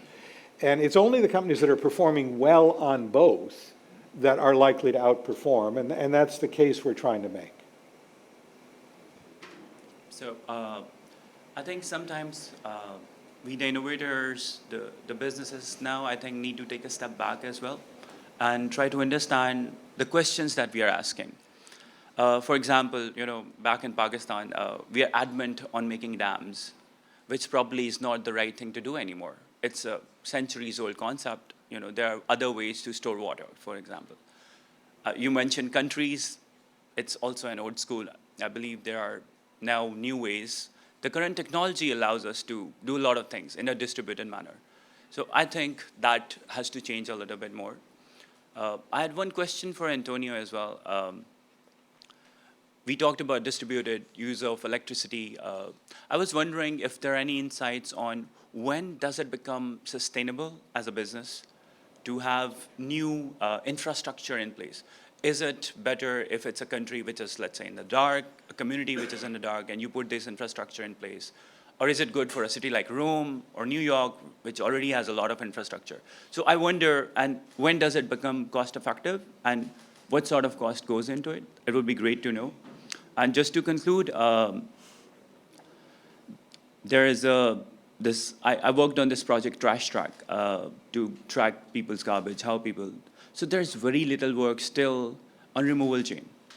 I think if we could find a way to incentivize that, because the cost of producing a sterile cup is very high because it takes years and years to recycle and go back to the system. So if somehow we can, take that into account, that would be great. So some comments would be. Start? Okay. So the question about distributed versus centralized, I think it's dangerous because it can drive the discussion far away from the core problem that is access to electricity. We said 1.3 billion people are living without access to electricity. The only country that is solving this issue, according to data, it's India. In Africa, at the pace of human development, there will be more people not having access to electricity in 2030 than we have today. Why that? Because we are wasting time in it's better distributed, rural electrification, mini-grids, microgrids, or the old style, Renewables are somewhat in between. It's not old style. You don't have large multi-years projects to go on streams like 2,000 megawatts hydro project or coal-fired plants. But they do require to make impact large investments in infrastructures. But think about the generation, renewable especially, has been almost liberalized in practically all, 95% of the countries around the world. But the expansion of the grid, it's the missing element in Africa, for example. In Africa, we have less kilometers of lines than Brazil, and it's like 10 times bigger. So it's a difficult, but it's in the hands of policymakers and institutions. For companies like us, it's mandatory to orient, but then this relies more on the public sector. I strongly believe that because we have a urbanization phenomenon happening in Africa, there will be more than 20 new megacities around the world. Most of them will be in Africa. Most of the problem will be in the peri-urban areas, not in the darkness of the jungles. It's few meters from the center of Nairobi that we have to solve the issue. And these issues will be not solved with few panels put on a shelter, because this will condemn those people to live in energy frugality, which is unacceptable. We have to work to create the condition for a sustainable urban development in the megacities, which unfortunately will be through the old style, let's say, but modern and less impacting new centralized renewable developments. That's my honest opinion on that. And I'll just add quickly, I think it's always easier to start from scratch than to have to reformulate an existing infrastructure and system. And Enel Green Power really grew up in Latin America, rather than trying to change things in Italy. And I think that was a wise move. Yeah, true. Okay, fine. It's working? Yes. Okay. Well, I have two questions and one proposal for Enel Group. The first of all is, I'm also work as a professor on social management and creating social value and share value for an undergraduate program at Pontificia Universidad Católica del Perú. And we have, as it's kind of new process globally, but more recent happening in my country and in Latin America, when the young students are starting to form their path on and making their own living and work decisions, they are always with doubts about jumping on the share value perspective because they are maybe not having that much job opportunities from a traditional business perspective, which is the one leading in the market. So my question will be how we can accelerate the process so they can actually be more keen to jump in the process and to change the mindset of the local businesses who are running now and leading the sectors. So that's one question. The other one is also how to facilitate the partnership between the organization creating shared value with the governmental and public organizations. And if you think that the social organization may be kind of a facilitators in those processes or not. And finally, the proposal is we are working in a fantastic project called Ocupa tu Calle. It's Occupy Your Street, which we create new public spaces in different areas in Lima and in other cities in Peru. So I really see how we can partner together with the carpenter people and the redeemable wood to not only get them involved in the process and also get your residual produce going into a circular economy more efficient process, but also to put this together for Peru and also in Latin America, which we have a really strong network on people making these public spaces. So thank you very much. Well, I mean, I'll be very quick. I think changing mindsets of students is tremendously important. I think we do need to get this thinking into the schools and the educational system. You know, it's a hard mindset to change. There's a psychological study I read not long ago that came up with some hypothetical companies and asked people to predict their profitability. And people automatically assumed that a company that had a negative impact was more profitable than a company that had a positive environmental impact. That's a mindset that is just deeply ingrained. And we need to, through education, change people's thinking about that. In terms of who leads cross-sector partnerships, we've written a little bit about the idea of a systems leader, someone who has leadership skills not to build their own organization as an entrepreneur, but to help lead system change. And it's a very, I think, challenging, rare, difficult skill set because you need to hear everyone, you need to facilitate, you need to engage everyone, but you also need to drive them to action without imposing your own agenda. And that's very hard. And I don't know that social sector leaders are better at that than business leaders or government leaders. I think it really has to do with the personality. We've used a model we call collective impact that originally grew out of our work in the social sector to help structure cross-sector partnerships with government and companies. And we find that the personality of the person leading really affects the success. It's a very sensitive model. And so it's not so much about whether you come out of the social sector, whether you come out of the business sector or government, but it's really whether you have the skill set and the mindset to be a system leader rather than an individual entrepreneur that is required. Well, your proposal is very interesting, and so we will follow up on it, because it gives us the opportunity to really enlarge the scope of the idea that we had in Peru or in Mexico, but also give a more long-term stability, because of course what they are looking for, it's a market. So we can follow up on that, definitely. Okay, thank you. First of all, it's a pleasure to stay here and see these kinds of discussion and exposition. It's very good for me. My question involves energy, economy, and two, sharing value. So in Brazil, we started to notice some projects that intend to improve clean energy with social inclusion. But this process is just in the beginning.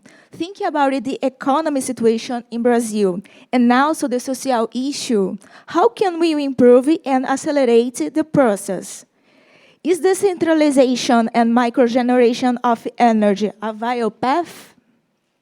Maybe sharing values? What do you think about this? Well, you've done a tremendous amount in Brazil. I think recently became the largest. So let me defer to you. Thank you.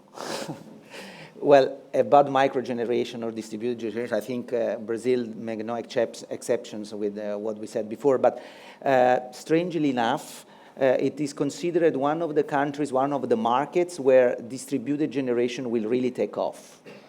And probably because Brazil is experiencing a less dramatic urban, well, already experienced it in the past. You have mega cities like Sao Paulo, Rio, but so in the future, probably people will tend to live where they are. So distributed generation or microgrids are probably, will play a role in Brazil. But Brazil already has a very high level of penetration to the electricity, so there's not a big problem.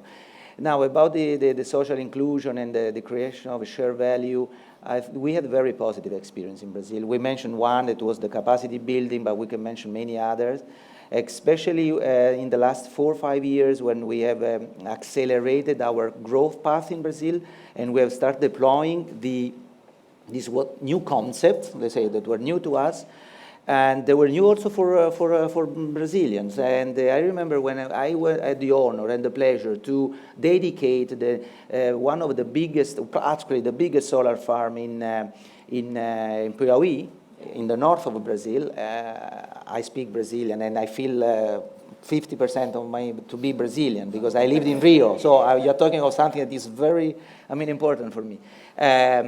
I was really touched by the sense of belonging of the local community. They were it was they dedicating the plant and me just be present there, not Enel Green Power, inviting the community for this new project that was taking life. And this because we have involved them from day one in understanding what to do with them. Many of them were involved in the physical construction of the power plant. Many small enterprises were created to provide services in, let's say, but think about cooking. We had hundreds or even thousands at peak of people working there in the middle almost of nowhere in the semi-desert area of Sertão, North Sertão, Piauí. And so we had logistic issues to bring food from far away. So the women volunteered to build up a small company, which started serving, let's say, meals, let's say, for lunch and dinner. Then the question was, what happened after the construction activities will end? And the answer is nature. So there is such an important development happening in Piauí in solar and wind that those companies will serve the same needs, maybe a few kilometers away, not on site, but so they will maybe buy a small truck or a pickup to prepare the meals and go in a different construction site. So for years they will have an opportunity to do that the same. This is just an example that is coming to my mind, but we could report many more. What are the others doing? I don't think many others are following the example. Well, we don't believe to be an example, to be honest. Actually, we think we have to improve a lot in this field. But rarely I see news in Brazil about these kind of things. We only talk about megawatt, the newspaper, the media only talk about price, the crisis, the uncertainties, but you don't listen too much about that. There are more articles about iPhone than about these kind of things. And in my opinion, the impact we create, it's much more valuable through this approach. So it's also for the media to light up the discussion somewhat. I turned it on, yeah. A question for Mr. Camisecra. I was impressed. I was also at the last Enel Focus On, and I was impressed to hear that Enel Green Power is the first renewable operator in the world, and very proud as Italian. And now I was impressed hearing you today saying that being sustainable is more than being renewable. So it was pretty big statement to me. And basically, I wanted to ask you, how do you ensure this concept is really, is basically how you apply this concept to your company?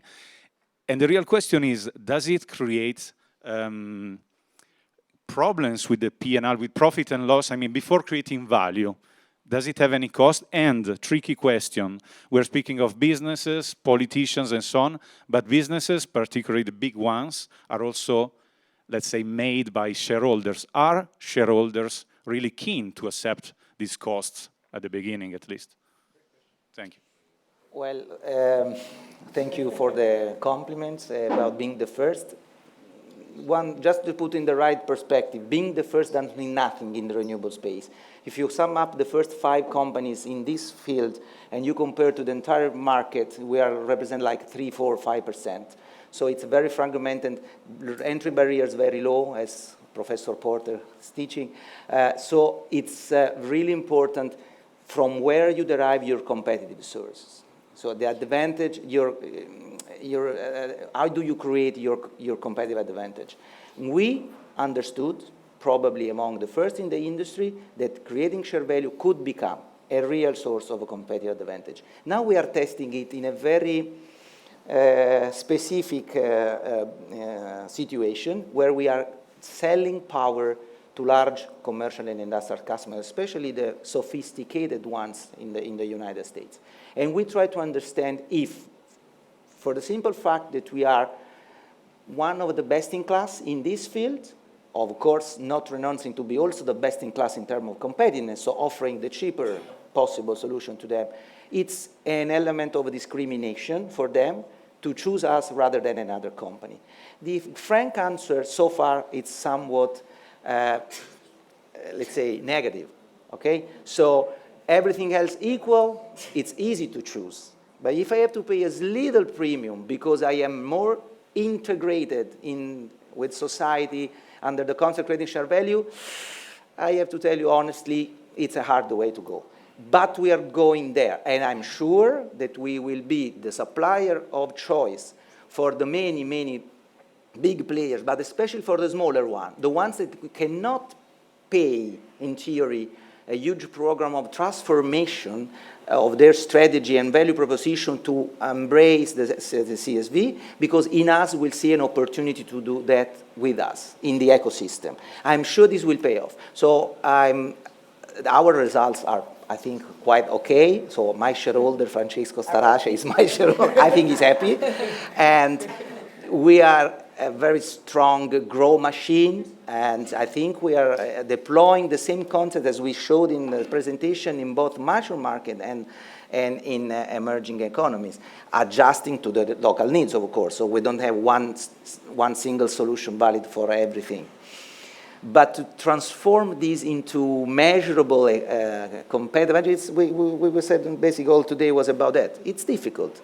Does it mean that we have to stop doing it? Not at all, because we are so clear in our mind that this is the right way to do it, that sooner or later I will get a call from one of the big names, I want you because you are exactly what you are, and I want to pay you the extra dollar.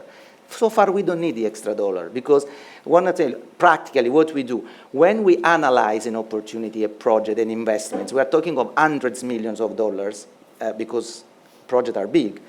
The investment committee has a dedicated session to analyze how we have measured the impact, what are the proposals, and how this will really create shared value. It's embedded in our process.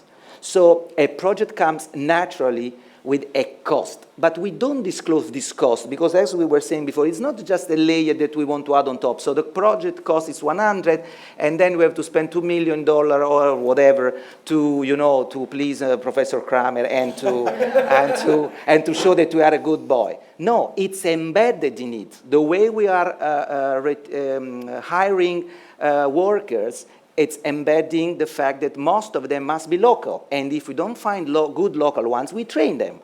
It's embedded in it. So we don't want to carve out, because otherwise we'll undermine all what we said. It's fundamental part of the way we want to operate in the field. I said well? If I said well? Sorry, I know there's more questions from the floor, but the web is about to explode with frustration because they also want to ask a lot of questions. So let's at least take one. Let's see what we've got. What are the areas in which having a broader focus, e.g. circular economy, can enable new opportunities and partnerships to help address climate change? Okay, so a very specific question on how, I guess, on the topic of today's debate, how CSV can help us to tackle climate change. Professor, do you want to? Yeah, I mean, I think circular economy is very much an example of creating shared value. You know, I think of Philips lighting, which made light bulbs. And of course, with the shift from normal light bulbs to LED, LEDs now last 20 or 25 years. So if you had a business model that involved selling replacement light bulbs every year, you have a problem. And Philips discovered that there is a possibility to lease light or to sell light, and so sell light as a service. And so instead of selling light fixtures and LEDs, they'll now contract to give you so many lumens per year. And that can come from daylight, it can come from their lights, whatever. And it's a much more profitable model for them.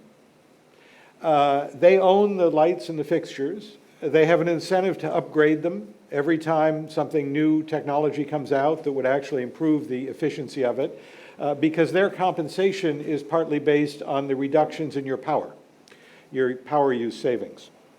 You know, as I think someone mentioned earlier, we've built a system that is a one-way system from production to garbage. And getting that loop back of how a circular economy can collect what has been disseminated, what has been sold, back to reuse or to control it is a really complex system change issue. And that, I think, again, requires this sort of ecosystem approach. It requires companies to think beyond just their own particular product and value chain to think about how we create a system. Walmart has led an interesting initiative in the US called the Closed Loop Fund, which realized that almost half of the communities in the US do not have curbside recycling. And the cities would actually save money if they had recycling from being able to reduce what they pay for disposal of trash. But it's not a budget priority for mayors. They don't have money set aside to invest in the infrastructure that's needed for the curbside recycling. So this fund, which was initially, I think, a $100 million fund, was set up by Walmart and other major companies to provide financing to cities to put in place the infrastructure for curbside recycling. And to do it, all of the financing, this fund exists to create the financing, but all of the financing proposals have to be commercially viable at normal interest rates, so that whatever they demonstrate through this $100 million fund can actually be scaled up through the commercial markets. And again, it's an example of a company like Walmart, which I don't know what % of trash they generate, but it's tiny compared to the world, saying, no, we actually have to fix the entire recycling system for the United States of America if we're going to be able to have a more circular economy. And we need more companies to see the value of that and step up and do that kind of thing. Great example. We've got time for a couple more questions. Let's go. Are you on? Okay. I'm sorry about that, but I cover technology. I know nobody is interested in, but I'm supposed to. And so I'd like to know from Professor Kramer if and how new technologies, relatively new technologies like artificial intelligence and Internet of Things, but also big data, can have a role in creating shared value to tackle climate change. Yeah, no, I think the role of the Internet of Things and big data and so on is tremendously powerful. I mean, Antonio can probably talk about it more than I can. But, you know, again, the whole value in the utility industry, for example, is shifting from building and owning a big power plant that generates electricity to having this technology and software to enable people to use electricity as efficiently as possible and to conserve it. And that is very much rooted in big data analytics and in the Internet of Things that will enable things to turn themselves on and off to optimize the use of power. Do you want to say more about that? Well, it has been mentioned by Professor Kramer that Enel is one of the companies that is merged the two departments of sustainability and innovation.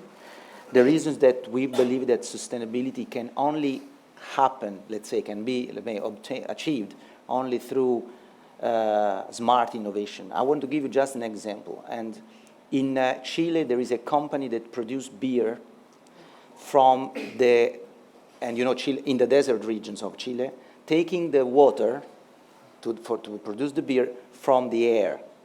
It's called atraplaneblas. So they are catching the fog, okay?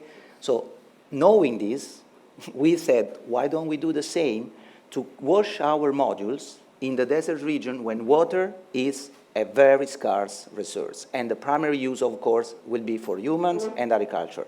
And only after that, we can use a drop of that water to clean our modules. So we start thinking of mechanical cleaning, but was not really enough. So what we're doing now, we are innovating in a very open way. So we are asking to our ecosystem to help us to find an innovative solution to extract water from the very dry air, but not completely dry, of the desert region where we operate. And so we have now a prototype that we are installing in the Ruby plant in Peru, where we will generate water in excess of what we need. So some of this water can be used in the agriculture, for agricultural uses, and very limited of this water will be used to clean up the modules, and they're recycled. So we will waste only the ones that will naturally evaporate. This is an example of how innovation can be embedded, let's say, can help a better sustainability of our plants. I could do other examples, not necessarily in the developing world. For example, in the hydropower plants, we have a program to completely eliminate oil, synthetic oil, from our operations. We will only completely we are using water to lubricate, which sounds like crazy, but you can do it. It's much more complex, but it's doable. And how we can do that? Through innovation, because we are studying how to keep, you know, the bearings well lubricated using pure water. So if you have a problem, water will go back in the river where we are taking it with no problems. So it's at the center of sustainability.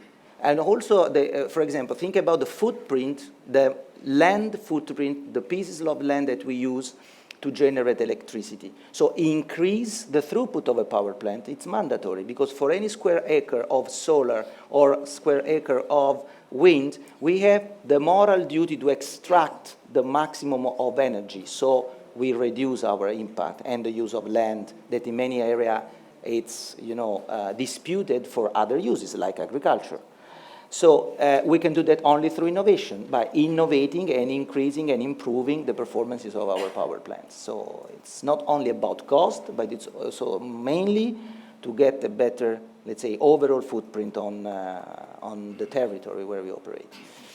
And then finally, it's the most important source of a competitive advantage. The solar plant we are building today in Spain, it's completely different from any other solar plant we have designed so far. You may think, oh, it's just a solar plant. What's special is happening there?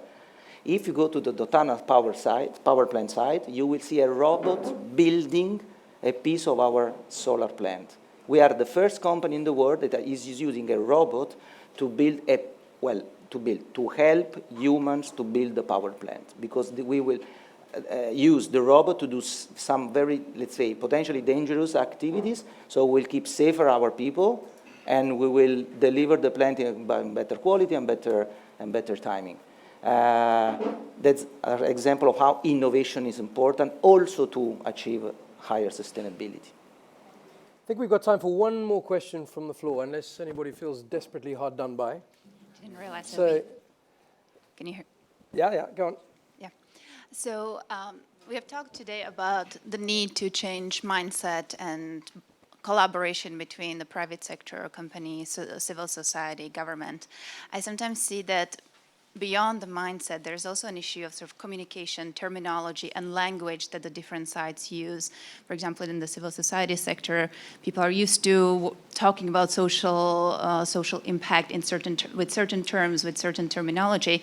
Similarly, companies have their own language when they talk about issues around social impact. So I was curious if you have any recommendations for how the different sides can better communicate with each other about this, and any successful examples when this was overcome. Yeah, I think it's a really key issue that government, civil society, and companies each have their own languages. They each think the other two sectors are bad. And they each have different incentive structures. It's not just the language, it's actually what you get rewarded for. And you know, I think we are seeing the divisions between these sectors break down slightly. We're seeing more people who have tri-sector careers, who over the course of their career have worked in each of the three sectors. And I think those people are increasingly important in the world because they understand and speak the languages of the different sectors. I think we still have an educational system at higher education levels that channels you in one direction or the other. And I think that's a problem.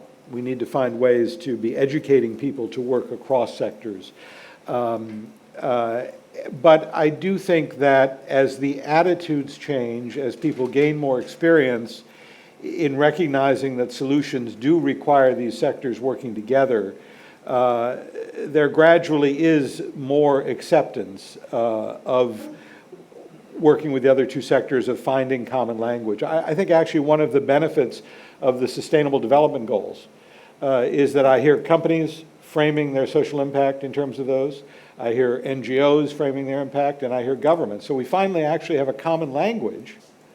It's not about all terms, but at least about the Sustainable Development Goals. So people who are working on the same issues from different sectors can recognize that they're actually working on the same issues in a way I think they could not before. So I think that's a very positive step. And you know, with that step, the United Nations has really shifted its attitude toward the private sector.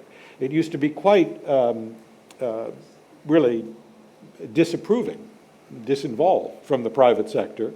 And I think, again, with the Sustainable Development Goals, they have made real efforts to engage the private sector in helping to address these problems as shared value, as business opportunities. So we have a long way to go. You've identified a very real problem, but I do begin to see some progress there. Great. Well, we are right on time. A little bit late. But it's just past 11 o'clock. We've had, I think, a fantastic discussion. Thank you very much to everybody for the questions, for the engagement. Professor Kramer, thank you very much for your fantastic contribution. And Antonello, thank you very much to you as well for providing and sharing your perspectives with us and feeding the debate. I think we've got a lot to think about. I often feel a little bit disappointed walking away from these Enel Focus-Ons, like I walk away with more questions than I had before we started. But I guess that's the beauty of bringing people together to share ideas and to challenge each other. Just looking at some of the points that we've covered, there are a couple of lovely sound bites which I'd just like to call out from what you've said. CSV is anchored in competitive strategy and competitive advantage. And all of this actually comes to a very important point about the role that all of the various constituents need to play. Government, civil society, and companies. And I think there's a very interesting point here around companies. And since Enel is a company, Antonello is our business representative here, let's talk a little bit about what you said around companies. First of all, CSV rejects the idea of a zero-sum game. For society to win, business must lose, and vice versa. This is fantastic. And your Discovery Health example from South Africa, I was a client of Discovery Health. You can see how healthy I am. But when I lived in South Africa, And it's a great example. It's a fantastic example of the way in which that zero-sum game just doesn't work at all. Not all profit is equal, you said. Profit at the expense of society is ultimately self-defeating. But profit is the most potent driver of innovation. And I think this is really the point, because if we look at the nexus of industry, of capital, of civil society, and of government, this is what it comes down to. Profit is the most potent driver of innovation. It is in itself, therefore, sustainable. It does not need tax breaks or charity. It works on its own. It stands on its own 2 feet. So, companies are definitely not the problem, but of course they are the solution, or at least part of it. Government needs to be part of the solution. Capital needs to be part of the solution. Civil society needs to be part of the solution. And with that, I come back to the very first point that I made. We all need to be in this together. We need to be pulling in the same direction together. We need a consistent, coherent narrative around which to wrap this entire effort that the world needs to make in order to ensure that we do not go off on the wrong path on my climate change temperature map, because that would really be catastrophic, not for the world, as Professor Kramer said, but for us. We need to save ourselves. And I guess if that's the one soundbite we take away from this, save ourselves. Ladies and gentlemen, thank you very much for your participation at this Enel Focus On. It's been wonderful. Thank you to our followers who've been following us on live streaming. Thank you for your contributions. I know there are a lot of other questions which we've not been able to answer, but it's been great having you guys following you along with us. I'd like to thank Isabella and her team for organizing yet another fantastic event. So thank you, Isa, well done.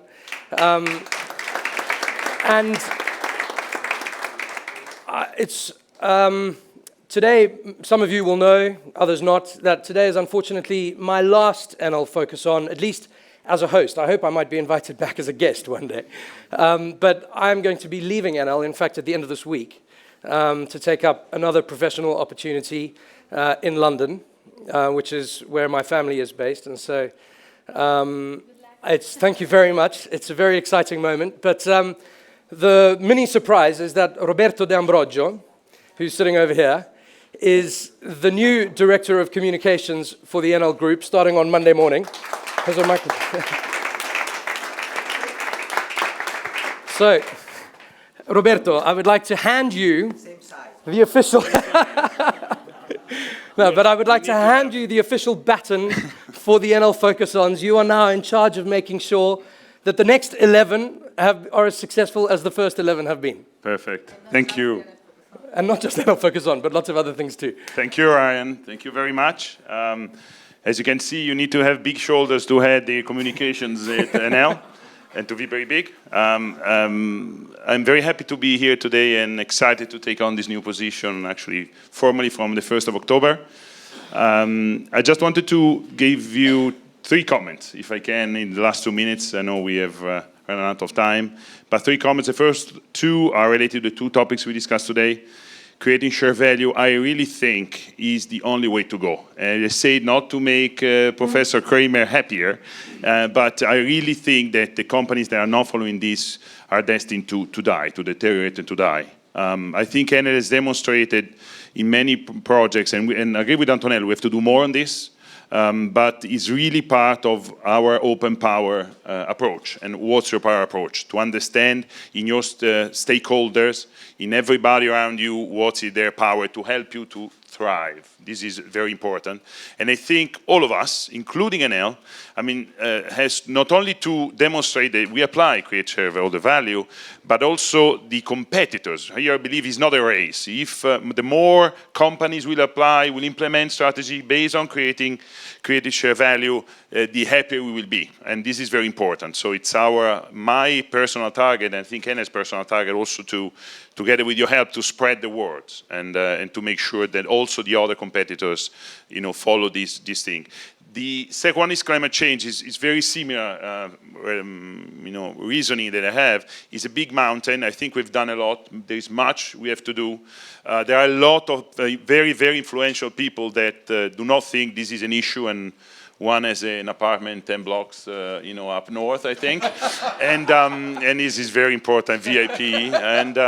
But again, I'm going back to be serious. I mean, we have to work a lot on this. There is not, year round, of course, we are, I think, share the same idea, but there is a world out there that really believes that not only is not urgent, but it's not a problem, it's not there. It's something, just to discuss it, to make conferences, so very vague and very unuseful. Third and last point, today was more on observer on this Enel focus on. I'm very happy of this format, and hopefully you are as well. I think it's very interactive. It's a way to know the people, to discuss in a very, again, open power approach, right? In an open approach, and to raise questions, to be very practical, not just another, I would say, conference and discuss about philosophical things, but actions. And on this, I'm very also happy to announce that the next one, and of course, Ryan, you are invited, even if you'll not be part of our family, but you are more than welcome to join, is going to be in Bucharest, in Romania, on the October 18th. And by the way, of course, as Antonello was saying, I'm very affectionate to Romania, because Romania was one of the countries I was in charge. Actually, I'm still in charge of till the 1st of October. So I'm happy that, but it was not me decided. It was decided before me.